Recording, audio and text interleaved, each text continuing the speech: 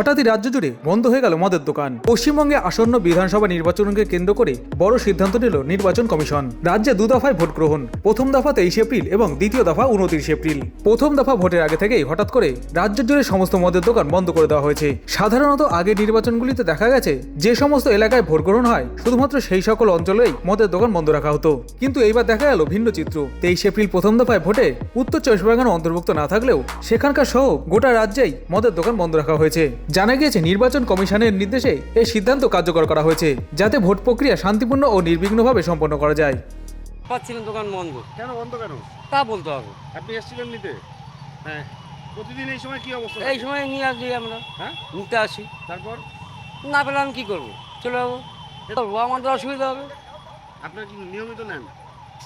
Regular আমাদের এই টাইমে বন্ধ ভালোই হয়েছে। ইলেকশনের আগে বন্ধ রাখাটাই ঠিক। আগে এবার ইলেকশন ফেয়ার ইলেকশন হবে, ভালোই করেছে এটা বন্ধ রেখে। এখন কি করবো, বাড়ি চলে যাবো। পাওয়া গেল না তো। পাওয়া গেল না, আর কি করা যাবে। তো কী হবে, যারা খায় তাদের জন্য অসুবিধা।